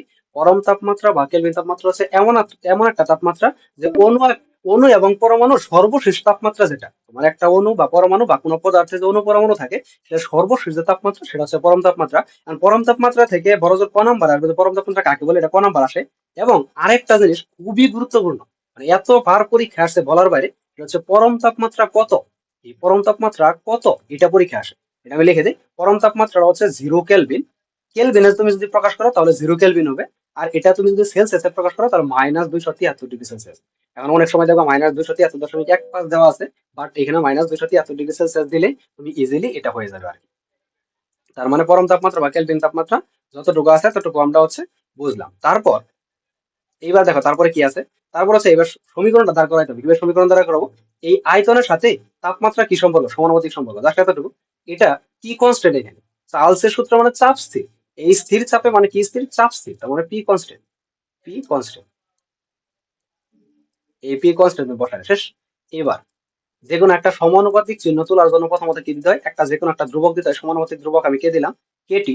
এই কে এর সাথে টি কি সম্পর্ক, কে এর সাথে টি হচ্ছে আমাদের সমানুপাতিক সম্পর্ক। আচ্ছা, কে এর সাথে টি সমানুপাতিক না, সরি, কে এর সাথে টি হচ্ছে আমাদের গুণ সম্পর্ক। যদি এটা এই পাশে আনি তাহলে কি হয়ে যাবে, ভাগ হয়ে যাবে। V by T equal to হচ্ছে আমাদের কে, ইকুয়াল টু হচ্ছে আমাদের কে। এবার যদি এরকম থাকে তাহলে আমি কি বলছি, তোমার ইচ্ছা মতো সিরিয়াল মতো তুমি লিখতে পারবা, যে কয়টা আসবে ঠিক সেটা সেই কয়টা লিখতে পারবা। তাহলে ওই হিসাবে আমি যদি এখানে লিখি, তাহলে এখানে লিখতে পারে V1/T1 ইকুয়াল টু, এখানে লিখতে পারে V2/T2। যদি আরেকটা থাকে তাহলে হচ্ছে তুমি লিখতে পারো V3/T3, বাট আর থাকে না। এই দুইটাই পরীক্ষা মূলত আসে। একটা হচ্ছে V1/T1 ইকুয়াল টু V2/T2। এই জায়গা থেকে কি পরীক্ষা আসবে, পরীক্ষার এই যে এটা, এই সরাসরি এটাও মাঝে মাঝে পরীক্ষায় থাকে, এবং এটাও থাকে যে নিচের কোনটি চার্লসের সূত্রের সমীকরণ বা নিচের কোনটি চার্লসের সূত্র, তখন তোমাকে এটা স্পষ্ট দেখাইতে হবে v1/t1 ইকুয়াল টু v2/t2। আরেকটা জিনিস খেয়াল করবা, যদি সমানুপাতিক থাকে তাহলে v1 বাই মানে হচ্ছে এরকম নিচে নিচে হয়, আর যদি ব্যস্তানুপাতিক থাকে তাহলে পাশাপাশি বসে। জাস্ট একটা জিনিস মনে রাখবা, একটু আগে কি বললাম, পিবি এটা ছিল ব্যস্তানুপাতিক, এর জন্য পাশাপাশি বসছে। আর যেহেতু যদি সমানুপাতিক থাকে তাহলে একটা উপর নিচ চলে যায় আর কি। জাস্ট এতটুকু, এটা বেশি বেশি প্র্যাকটিস করলে আরো বুঝতে পারবা ভালো। এতটুকু লিখলাম। ভি1 কি? ভি1 হচ্ছে আমাদের প্রথম আয়তন, টি1 হচ্ছে আমাদের প্রথম তাপমাত্রা, ভি2 হচ্ছে আমাদের দ্বিতীয় আয়তন, এবং টি2 হচ্ছে পরবর্তীতে যে তাপমাত্রা সেই তাপমাত্রা।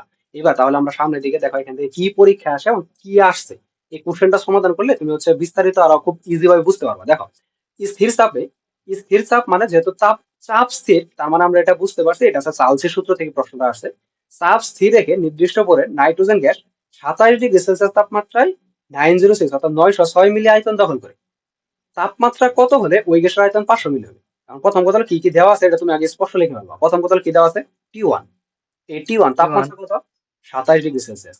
এবার যতগুলা ম্যাথ আমরা করছি, আদৌ কোথাও কি সেলসিয়াসে ব্যবহার হয়? কোথাও সেলসিয়াসে ব্যবহার হয় না, সবগুলা না। কি না, শুনতে হয়? কেলভিন। তাহলে কেলভিন 1 ডিগ্রি মানে 0 ডিগ্রি সেলসিয়াস সমান কত কেলভিন? 0 degree Celsius 273। আচ্ছা, 273 কেলভিন। তার মানে আমাকে এখানে কত যোগ করতে হবে? 273। এবার 27 এর সাথে 273 যোগ করলে কত হয়? 300 কেলভিন। এই 300 300। কেলভিন। এবার আমাকে হচ্ছে এটা কি দেওয়া আছে?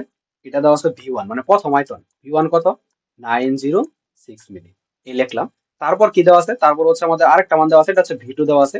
লেখা এখানে ভি2 ইকুয়াল টু হচ্ছে 500, এই 500 মিলি ভি2 এর দেওয়া আছে। এবার চাইছে হচ্ছে টি2 কত? টি2 ইকুয়াল টু 1।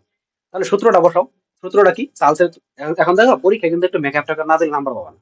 যদি এগুলো সৃজনশীল প্রশ্ন থাকে তাহলে কিন্তু অবশ্যই একটু মেকআপ টাকা দিতে হবে। অর্থাৎ তোমাকে লিখতে হবে আমরা জানি চার্লসের সূত্র, তোমাকে লিখতে হবে, তখন লিখতে হবে। আর আমি তো ডিরেক্ট লিখে দিচ্ছি। আর এমসিকিউ আসলে তো এগুলো বসানো যখন কোনো দরকারই নাই, কিসের মেকআপ টাকা? এমসিকিউ আসলে এগুলো তুমি কেন লিখবা? এত সময় আছে নাকি? ডিরেক্ট প্রশ্নের মতো তুমি লিখে পারবা এগুলা। আবার ভোট পরীক্ষা প্রশ্ন লিখতে জানো, সর্বনাশ হবে কিন্তু। অ্যাডমিশন লিখতে পারবা, ভোট কোশ্চেনে খাতার পিছনে লিখবা। দেখো, এখানে হচ্ছে ভি সমানুপাতিক টি। এখান থেকে আমি ডিরেক্ট যে সমীকরণ দাঁড় করাইছি সেটা কি? এটা হচ্ছে v1/t1 ইকুয়াল টু, এটা হচ্ছে v2/t2। আমার কার মান দরকার? টি2 মান দরকার। যার মান ভাইয়া কি দরকার। বললেন, অ্যাডমিশনে কি প্রশ্ন সহ উত্তর দিতে হয়? আর অ্যাডমিশনের প্রশ্ন সহ উত্তর না। অ্যাডমিশনে তুমি প্রশ্ন যেটা দিবে সেই প্রশ্নে তোমার ইচ্ছা মতো ঢাকাইতে পারবা। তোমার যা মন চা তুমি প্রশ্ন করতে পারবা, লিখতে পারবা, ঢাকাইতে পারবা। কিন্তু তুমি যদি ভোট পরীক্ষায় কোশ্চেন এরকম একটা দাগ মারা দুইটা, তোমার এক্সপেল হয়ে যাবা। বুঝতে পারছো কি বললাম? অ্যাডমিশনে তুমি কোশ্চেনের মধ্যে ঢাকাইতে পারো, তোমার যা মন চায় তুমি সমাধান করতে পারো, এটাই আমি বলছি। কিন্তু তুমি ও হচ্ছে, ভাই, বুঝতে পারছি। কিন্তু হচ্ছে এই তোমার যে এইচএসসি পরীক্ষা হবে এবং কলেজে পরীক্ষা হবে, এখানে ভুলেও দাগ দিও না। দাগ দিলে কিন্তু তোমার এক্সপেল হয়ে যাবে, মনে রাখবে। আর দেখো এবারে দেখে খেয়াল করো। এবার আমার দরকার কার মান? টি2 মান। যার মান দরকার সে কোন পাশে থাকে? বাম পাশে থাকে। তার মানে এই v1/t2 কি হবে না, আর এটা হচ্ছে v2/t1 আমি ভেবে দিলাম সহজ করার জন্য। তার মানে আমার দরকার হচ্ছে টি2। তার মানে এই উপর হচ্ছে টি1 v2 যেমনি আছে এমনি থাকবো। নিচে হবে কি? নিচে হবে আমাদের ভি1। এইবার এই জায়গায় মানগুলো বসাও, শুধু স্পষ্ট। আমি যদি এই উপরে মানগুলো বসাই, দেখো এখানে মানগুলো বসাবা। জাস্ট হচ্ছে টি2 ইকুয়াল টু মান বসাও। মান হচ্ছে পরে টি1, টি1 এর মান কত? টি1 এর মান হচ্ছে 300। 300। 300 ইনটু ভি2 এর মান কত? ঝটপট বলো। 500 ডিভাইডেড বাই নিচে হবে ভি1 এর মান কত? ভি1 এর মান হচ্ছে 900। এটা ক্যালকুলেটর হিসাব করলে কত হয়? ঝটপট হিসাব করে ফেলো তো, আমার কাছে calculator নাই এখানে। কত হলো? 5 নম্বর প্রশ্ন। ভাইয়া তাপমাত্রা কখন মিলিলিটারে থাকে, কখনো কখনো দেখা যায় মিলিলিটার থেকে লিটারে করা হয় এবং হ্যাঁ, লিটার ওগুলা থেকে শিখাবো, মিলিলিটারে শিখাবো। ধৈর্য করা ধরো, হয়। ধৈর্য ধরো। এখনো তো আমি কনভার্সন শিখাই নাই। এই অধ্যায়ের একটা মেন জিনিস হচ্ছে কনভার্সন, বুঝতে পারছো? এটা শেখানো হবে। এত ধৈর্য আর হলে হবে না, অবশ্যই শেখাবো। আমি জানি এটা মানুষ এই অধ্যায়ে কি শেখানো লাগবে, অবশ্যই শেখাবো। এখনো তোমাকে আজকে হচ্ছে মূলত প্রথম ক্লাস, তুমি বুঝতেছো? আজকে ক্লাসটা হচ্ছে পরিবেশনের ফার্স্ট লেকচার। এই লেকচারে আমি চাচ্ছিলাম না যে এগুলা জটিল করার জন্য। আমি জাস্ট বেসিক জিনিসগুলো আজকে দিলাম। নেক্সট যে ক্লাসগুলো হবে সেই ক্লাসগুলোতে এমন একটা ক্লাস থাকবে যে ক্লাসে শুধু কনভার্সন থাকবে। কারণ তুমি পরিবেশ রসায়ন থেকে আনসার করবা আর কনভার্সন পারবা না, এটা তুমি মানে হচ্ছে স্বপ্ন দেখার মতো। তুমি যদি পরিবেশ রসায়ন থেকে কনভার্সন না পারো, তুমি পরীক্ষা আনসার করো, এটা direct স্বপ্ন দেখা লাগবে, বাস্তবে আর ওটা প্রয়োগ করে কাজ নাই। অবশ্যই দেখাবো কনভার্সন, অবশ্যই দেখাবো, সবগুলা কনভার্সন দেখাবো। বুঝতে পারছো? আচ্ছা দেখো, তার মানে এত টি2, টি2 এখানে মান হচ্ছে 5-6। 165.56, এই 5-6 কেলভিন। হ্যাঁ, ধন্যবাদ। এখন এটা দুঃখজনক হলো সত্য, এটা কিন্তু অপশনে থাকবে না। বুঝতে পারছো? অপশনে কিন্তু এটা থাকবে না। এটা মানটা কিসে আসছে? কেলভিন। কিন্তু অপশনে থাকবে সেলসিয়াস। সেলসিয়াস। তাহলে আমাকে কি করতে হবে? যদি সেলসিয়াসে থাকে সেটা কেলভিনে থাকবে। যদি বিয়োগ যোগ করে দিতে করলে, হবে। হ্যাঁ ধন্যবাদ, আমি যদি যোগ করি তাহলে কেলভিন পাই। আর এই একই জিনিস যদি এখান থেকে আমি 273 বিয়োগ করি তাহলে কি পাবো? 273 জাস্ট বিয়োগ করে দিবা, সেলসিয়াস বিয়োগ করলে হবে -107 দেখো তো ঠিক আছে কিনা 44 ডিগ্রি সেলসিয়াস। দেখো তো ঠিক আছে কিনা, মানটা ঠিক আছে কিনা। এটা হচ্ছে আনসার।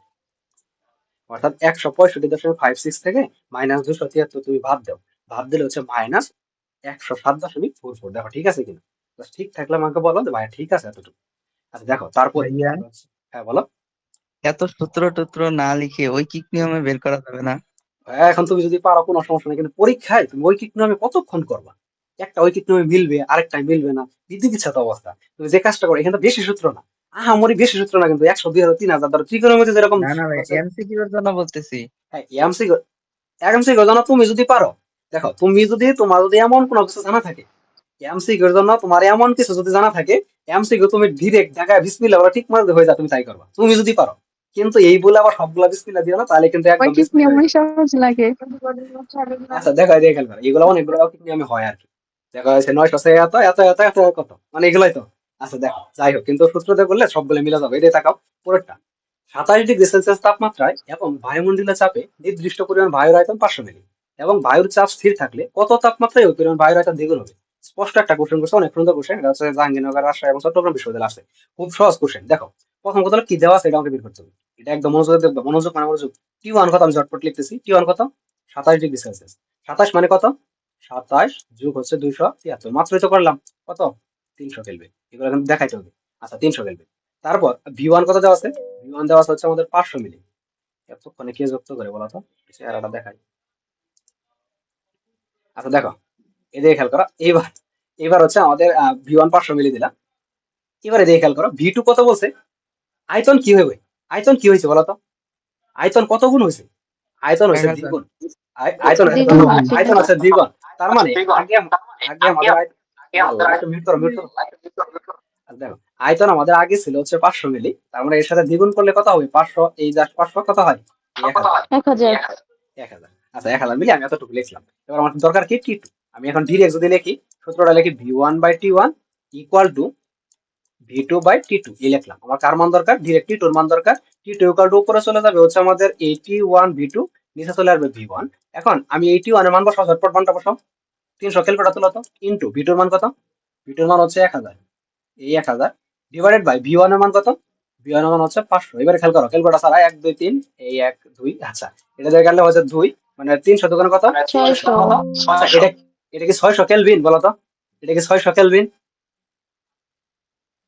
সেলসিয়াস। কেলভিন। আচ্ছা 600 কেলভিন। তার মানে এটা তো উত্তর, সঠিক উত্তর ঠিক আছে, 600 কেলভিন তো ঠিক আছে, বুঝতে পারছো? কিন্তু এই জায়গায় আরেকটা কাহিনী আছে। কি কাহিনী বলো তো? এই 600 ডিগ্রি সেলসিয়াস, এটা এই যে এই অপশনটা থাকবে মূলত, এটা কিন্তু ঠিক না। সেলসিয়াস। এটা সেলসিয়াসে কত হবে? সেলসিয়াস হিসাব করলে আচ্ছা -273 হবে না? হ্যাঁ কেলভিন থেকে 327 কেলভিন উত্তর। -273 দিলে হয় 327। সেলসিয়াসে পরিণত আচ্ছা হয়। 327 ডিগ্রি সেলসিয়াস। এবার এই জায়গায় একটা কাহিনী আছে। কাহিনী মানে এটা সঠিক উত্তর। এই জায়গা হচ্ছে এই অপশন তোলাগুলো একটু ভুল হয়েছে, বুঝতে পারছো? এই জায়গায় 600 জায়গায় এখানে মেবি সেলসিয়াস হলো, মানে কোন একটা অপশনই আছে। ভাইয়া প্রশ্নে যদি বলো সেলসিয়াসের জায়গায় কেলভিন থাকতো তাহলে তো কেলভিনেই রূপান্তরিত করতাম, ওইখানে কোনটা আনসার হতো, কোনটা তাই না? কোনটা কোনটা এই আনসার যদি প্রশ্নে যদি 27 ডিগ্রি সেলসিয়াসের জায়গায় যদি কেলভিন দেওয়া থাকতো তাহলে আনসার তো কেলভিনই হতো, তাই না? হ্যাঁ আনসার কেলভিন হতো। তুমি এখানে যেটা কনভার্ট করবা এটা আনসার হবে। এখানে যেটা তুমি বের করবা সেটা হবে আনসার, বুঝতে পারছো? কিন্তু এই ম্যাথ গুলা সেলসিয়াস দিয়ে বের করবা না, কেলভিনে নিয়ে করবা। তারপর হচ্ছে এখান থেকে যেটা আছে এটা তোমরা নিজেরা বাড়ি কাজ করবা। দেখো এটা মানে হচ্ছে এক হাত মানে চুটকিতে সলভ করে হবে। এই তাকাও, স্থির চাপে নির্দিষ্ট পরিমাণ কোনো গ্যাসের তাপমাত্রা কতবার আয়তন দ্বিগুণ হবে? আচ্ছা আমাকে বলো তো, এই তাপমাত্রার সাথে আয়তনের কি সম্পর্ক? সমানুপাতিক না ব্যস্তানুপাতিক সম্পর্ক? কি সম্পর্ক ঝটপট বলো, কি সম্পর্ক? সমানুপাতিক। তাহলে আমাকে যদি আয়তন দ্বিগুণ হয়, চাপ মানে হচ্ছে তাপমাত্রা কত হবে? আয়তন দ্বিগুণ হলে তাপমাত্রা কত হবে? দ্বিগুণ হবে, দ্বিগুণ। শেষ শেষ উত্তর শেষ। আচ্ছা তারপরে এবার চার্লসের সূত্রে অনুসিদ্ধান্ত। অনুসিদ্ধান্ত দেখো, স্থির চাপে গ্যাসের ঘনত্বের উপর তাপমাত্রার প্রভাব, এটা হচ্ছে ঘনত্বের উপর তাপমাত্রার কি প্রভাব? এটা হচ্ছে দেখো ব্যস্ত আনুপাতিক হয় তাপমাত্রার সাথে। এই ডি, এই হলো ব্যস্ত আনুপাতিক সম্পর্ক। তুমি যদি দাও তাহলে এটা হবে এই D1T1 ইকুয়াল টু হচ্ছে D2 T2। জাস্ট এই সমীকরণটা এটা পরীক্ষা আসে, আর কিছু না। এটা আসে এতটুকু লিখবা, just D1T1 equal to D2 T2। মাত্র আমি যেগুলো সমাধান করলাম তুমি যদি স্পষ্ট বুঝতে পারো তাহলে তুমি ইজিলি এটা কিভাবে হলে এটা বুঝতে পারো। না বুঝার কিছু নাই। শেষ কোশ্চেন এবং লাস্ট কোশ্চেন আজকে। প্রমাণ তাপমাত্রা হিসাবে কোন গ্যাসের ঘনত্ব এত, চাপ 11 ডিগ্রি সেলসিয়াস তাপমাত্রা, ওই গ্যাসের ঘনত্ব কত হবে? দেখো তো, একটা ঘনত্ব দেওয়া আছে, একটা তাপমাত্রা দেওয়া আছে, আরেকটা ঘনত্ব চাইছে। তাহলে এটা কি জানি আমরা? D1T1 ইকুয়াল টু হচ্ছে D2 T2, কার মান দরকার? T2 মান দরকার। T2 ইকুয়াল টু উপর হচ্ছে D1 T1 ডিভাইডেড বাই হচ্ছে আর D2। দেখো তো এটা থেকে তোমরা বের করতে পারবে না T2 এর মান ইজিলি। তাপমাত্রা কি 11 ডিগ্রি সেলসিয়াস রাখা যাবে এই জায়গায়? তাপমাত্রা কি 11 ডিগ্রি সেলসিয়াস রাখা যাবে? না। 11 যোগ 273 দিয়ে তুমি এই প্রশ্নটা সমাধান করো, করে এখানে যত হয় এত তুমি আনসার লিখবা। বুঝতে পারছো? আমাদের খুব শীঘ্রই কেটে যাবে এখন, এর জন্য আমি দ্রুত করলাম। এবার আমাকে বলো তো, যতটুকু প্রথম থেকে শেষ পর্যন্ত আমরা যতটুকু পড়লাম, ঠিক এতটুকুর মধ্যে কোথাও কোনো সমস্যা আছে কি? সমস্যা থাকলে বলতে পারো যে ভাইয়া আমি তো এটা বুঝি না, ওটা বুঝি না, কোনো সমস্যা নাই, আমি বলছি এখন বলো। ভাইয়া পরম তাপমাত্রা একটু বুঝাই দেন সে। আচ্ছা, পরম তাপমাত্রা মানে হচ্ছে জাস্ট একটা জিনিস এই মুহূর্তে মনে রাখবা, পরম তাপমাত্রা না আর আলোচনা হবে, আর হচ্ছে চিত্র দেখানো হবে। পরম তাপমাত্রা কোথায় বলছিলাম বলো তো? পরম তাপমাত্রা কোথায় বলছিলাম? আচ্ছা দেখো আমি বলে দিই, পরম তাপমাত্রা যেটাই বলছিলাম আমি বলি পরম তাপমাত্রা নিয়ে। পরম তাপমাত্রা হচ্ছে এমন একটা তাপমাত্রা যেটা কোনো পদার্থে সর্বনিম্ন তাপমাত্রা, অর্থাৎ একদম সর্বশেষ, এরপর আর তাপমাত্রা হয় না, এটা কাল্পনিক তাপমাত্রা। এটা হচ্ছে আমাদের পরম তাপমাত্রা। ওটা হচ্ছে তুমি জাস্ট একটা জিনিস মনে রাখবা, পরম তাপমাত্রা সংজ্ঞাটা বই থেকে একটু পড়বা, সংজ্ঞাটা পড়বা, এবং যেটা আরেকটা জিনিস পড়বা, পরম তাপমাত্রা হচ্ছে 0 কেলভিন অথবা -273.15 ডিগ্রি সেলসিয়াস। যদি অপশনে থাকে 1 পাঁচ দেখাবা, আর না থাকলে -273 মানে 273 শেষ, মাইনাস, অবশ্যই মাইনাস। সেলসিয়াসে হলে পরম তাপমাত্রা অবশ্যই মাইনাস হবে, আর যদি কেলভিন হয় তাহলে 0 হবে। যার সাথে দেখো যতটুকু ক্লাস করলা প্রথম থেকে শেষ পর্যন্ত, কারো কোনো প্রবলেম বা হচ্ছে কথা বুঝো না এমন কিছু আছে বলো তো? আমাদের এই ক্লাসগুলা কিন্তু রেগুলার চলতে থাকবে, মানে প্রতিনিয়ত চলতে থাকবে, এবং এই ক্লাসের পাশাপাশি আমাদের তো হচ্ছে পেজ যেটা দেখালাম সেটা তো চলতেই আসবে। মানে এখান থেকে ওইখানে আরো সুবিধা সবকিছুই বেশি। মোটামুটি হচ্ছে এই ক্লাসগুলো আমাদের চলতে থাকবে রেগুলারই, তোমরা রেগুলারই ক্লাসগুলো করবা। তো হচ্ছে তোমাদের সাথে আবার দেখা হবে নেক্সট ক্লাসে, অর্থাৎ আগামীকালকে তোমাদের ওই ক্লাস আছে ফিজিক্স ক্লাস, তারপরে আবার রসায়ন ক্লাস হবে। তার মানে একদিন পর পর ক্লাসগুলো হবে, একদিন পর পর, মানে আজকে পদার্থ হলে কালকে রসায়ন, তারপর হচ্ছে আবার পদার্থ। এই ধারাবাহিকভাবে ক্লাসগুলো চলতে থাকবে। আর এখানে তোমরা হচ্ছে ক্লাস, পিডিএফ, নোট যা আছে সাজেশন সব পেয়ে যাবা, এবং হচ্ছে তোমরা নিয়মিত ক্লাসগুলো করো যাতে তোমরা পরীক্ষায় খুব ভালো রেজাল্ট করতে পারো।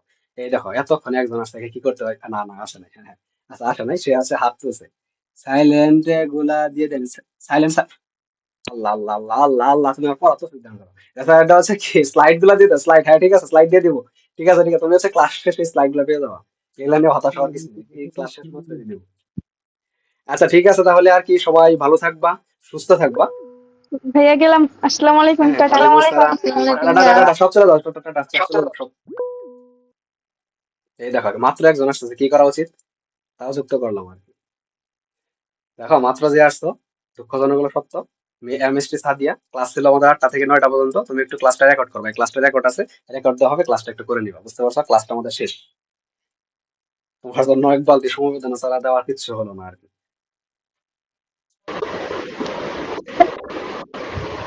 ভাইয়া অনলাইনে ক্লাস নিয়ে কোথায় কথা বলবো? বুঝলাম না। হ্যাঁ, আপনি শুরুতে বলছিলেন না অনলাইনে ক্লাসের কথা, ওইটা কোথায় কথা বলবো? ও মানে হচ্ছে ভর্তির জন্য